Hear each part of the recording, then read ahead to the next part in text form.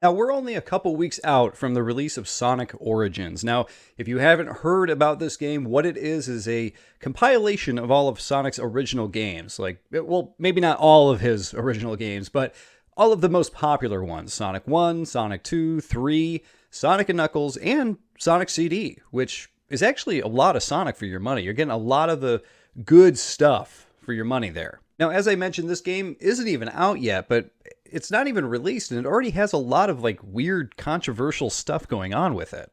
Now, here we are on the main Sonic Origins site, and if you scroll down to the middle here, you'll actually see that you can choose your platform that you're going to get the game on. It's coming out on just about everything you'd want to get it on, but it also has this really weird table of like pre-order options, which I would not have expected here. So like if you pre-order the standard edition of the game, it lets you know that like you're going to get the main game and some bonus coins and a mirror mode, which is unlockable in the game, and a letterbox background, which is like, yay, okay, this is what you get. But they have other things that you can unlock if you pre-order other editions of the game. And as you can see here, there's other things to pre-order for it, like the Start Dash pack, the Premium Fun pack, the Classic Music pack, and Digital Deluxe Edition. I don't know. There's a lot of weird stuff going on here, and it lists a few things that I'm not even sure what it is or if you really even would want it. But at the end of the day, though, the biggest controversy with this game is the fact that Sonic 3 in this compilation is not going to have the original music. This little table actually, like, I don't know if it's going to feature some of those original tracks because of this table, due to the recent news that came up, which we'll talk about in just a second here. I would assume no, but like one of the bottom rung of this table here, it even says like additional music tracks from the Mega Drive Genesis titles are included with the Classic Music Pack and the Digital Deluxe Edition. So does that mean we got to pay extra to get the original music or something? I don't know. Here I was reading this article on VG247 where they're talking about how the original Sonic 3 game on the compilation will not have its original music, which I feel like is a huge hit to the game and the compilation, because I don't know about you, but I'm a huge fan of the original Sonic music and a huge fan of the original Sega Genesis, like the chip tunes that came off of that. I absolutely love the music and sounds that are associated with that console. So you read the article, scroll down here, they even tell you that Sonic 3 has one of the most classic and notable soundtracks in video game history, which I would agree with. There's some really great tunes on that one. I might prefer Sonic 2, as long as the compilation comes out with Chemical Plant Zone music, I think I'm good. But no, quite honestly though, all joking aside, Sonic 3 has some great tunes in it. And for those to not be included is just like such a crime. So I guess there was a user who actually asked the Sega team during a live stream, like, hey, is Sonic 3 going to have the original music or not? Because there's so much controversy around it. And basically what they said was here.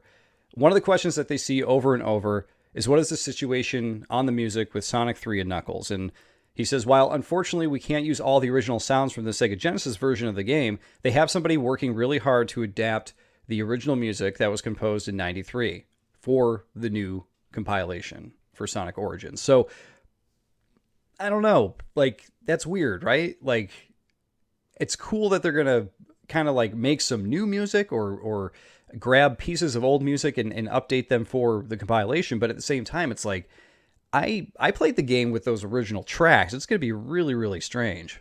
So when you hear the phrase adapting the original music, even me, like when I hear that, I'm like, well, what exactly does that mean? Does that mean they're going to recreate the music note for note as it is and just it'll be new? It'll sound slightly different so people will know it's different. It wasn't actually composed by him, or is this going to sound a lot different? But they go on to say here that the full soundtrack for Sonic 3 was composed at Sega, but several tracks were replaced after a deal was struck with a major celebrity to write music for the game. That music appears to have rights issues now, so they removed it.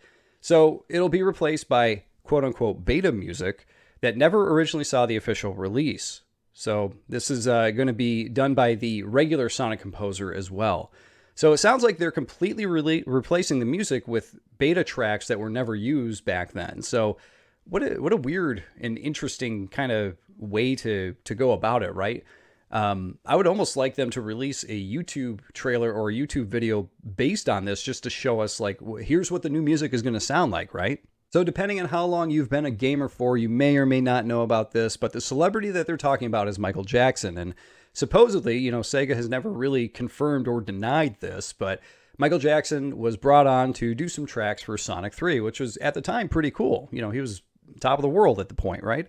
But during around the time that Sonic 3 was coming out, this was when he was starting to be accused for some pretty bad things. If you haven't heard about what those things are, maybe you're young, you haven't, you're not educated on the whole situation, look it up, check it out. It's not good. That's all I'm going to say about it here. But regardless, that happened around the time that the game was coming out. So Sonic or Sega was probably distancing themselves from him and whatnot. Though I have read some articles, other articles that also said that he wasn't happy with the way that his music sounded on the Genesis either. So, I mean, it's all up in the air. Whatever happened, he was involved. He definitely had, a hand in the music creation, right?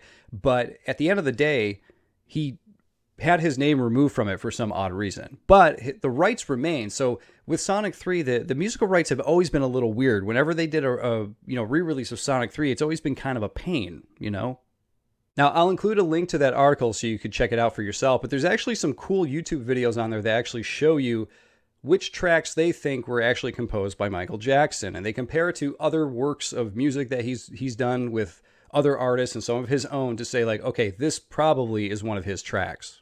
But the crazy thing about this situation, despite the fact that it involves Michael Jackson and has, a lot of rich history in that, in that idea, is the fact that this isn't a unique problem to Sonic. This is something that has been plaguing the gaming industry for a long time. The music rights thing, which it's great that it protects, music acts and artists, but at the same time, a lot of games get delisted and removed, and they can't reproduce these games or recompile them or put them on compilations without some kind of like big check or something in the way, games